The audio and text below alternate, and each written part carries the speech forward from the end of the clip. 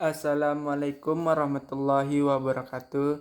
Baiklah, perkenalkan nama saya Muhammad Fadil dengan NIM 1916010102 yang mana akan mencoba menjelaskan materi yaitu al-musyarakah atau juga disebut dengan partnership. Sebelumnya saya berterima kasih kepada Bapak Ustadz Dedi yang mana telah memberikan kesempatan saya untuk menjelaskan materi ini. Di sini al-musyarakah terbagi menjadi 4 poin. Poin pertama yaitu pengertian dan landasan hukum. Pengertian dari al-musyarakah, secara bahasa, musyarakah berasal dari kata al-syirkah yang berarti al-ikhtilat, percampuran, atau persekutuan dua hal atau lebih, sehingga antara masing-masing sulit dibedakan. Sedangkan menurut istilah terminologi, musyarakah adalah akad kerjasama yang terjadi di antara para pemilik modal, mitra musyarakah, untuk menggabungkan modal dan melakukan usaha secara bersama-sama dalam suatu kemitraan dengan nisbah pembagian hasil sesuai dengan kesepakatan, sedangkan kerugian ditanggung secara proporsional sesuai dengan kontribusi modal. Selanjutnya yaitu landasan dari hukum al-musyarakah. Landasannya terdapat dua landasan. Yang pertama dari Al-Quran dan dari hadis. Di dalam Al-Quran terdapat di surat Sad ayat 24 yang artinya dia Daud berkata, sungguh dia telah berbuat zalim kepadamu dengan meminta kambingmu itu untuk ditambahkan kepada kambingnya. Memang banyak di antara orang-orang yang bersekutu itu berbuat zalim kepada yang lain, kecuali orang-orang yang beriman dan mengerjakan kebajikan. Dan hanya sedikit mereka yang begitu. Dan Daud menduga bahwa kami mengujinya. Maka dia memohon ampunan kepada Tuhannya, lalu menyungkur sujud dan bertobat. Quran Surat Sad 38 ayat 24. Baiklah, selanjutnya yaitu landasan dari hadis.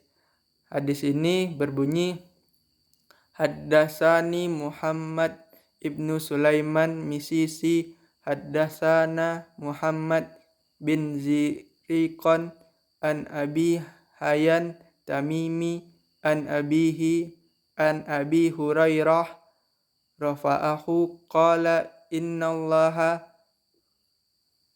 yaqulu ana salisu sarikaini ma lam yahnu ahaduhuma sahibahu fa iza hanahu kharajtu min bainihima. Riwayat Abu Daud. Di sini hadis artinya telah menceritakan kepada kami Muhammad bin Sulaiman al-Misisi telah menceritakan kepada kami Muhammad bin Az-Zibrikan dari Abu Hayyan At-Tamimi dari ayahnya dari Abu Hurairah dan ia merafakkan, ia berkata, sesungguhnya Allah berfirman, aku adalah pihak ketiga dari dua orang yang bersekutu. Selama tidak ada salah seorang di antara mereka yang berkhianat kepada sahabatnya. Apabila ia telah mengkhianatinya, maka aku keluar dari keduanya. Baiklah, poin selanjutnya yaitu syarat musyarakah. Syarat musyarakah yang pertama yaitu tidak ada bentuk khusus kontrak. Berakad dianggap sah jika diucapkan secara verbal atau tertulis. Kontrak dicatat dalam tulisan dan disaksikan. Syarat yang kedua yaitu mitra harus kompeten dalam memberikan atau diberikan kekuasaan perwakilan. Syarat selanjutnya yang ketiga yaitu modal harus uang tunai, emas, perak, atau nilai yang sama. Dapat terdiri dari aset perdagangan, hak yang tidak terlihat, misalnya lisensi, hak paten, dan sebagainya.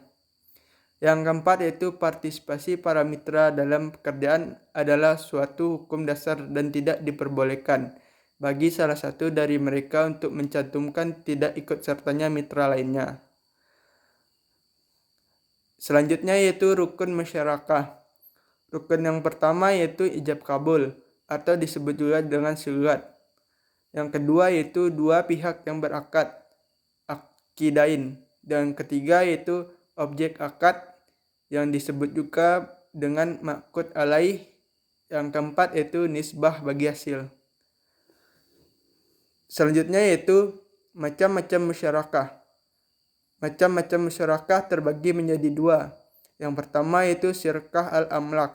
Syirkah al-amlak ini terbagi juga menjadi dua bentuk, yaitu syirkah ikhtiyariyah dan syirkah al-jabir. Yang kedua yaitu syirkah al-uqud.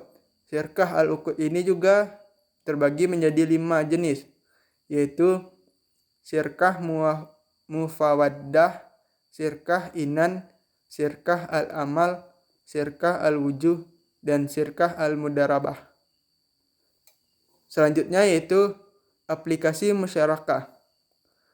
Yang pertama yaitu kita harus memiliki modal.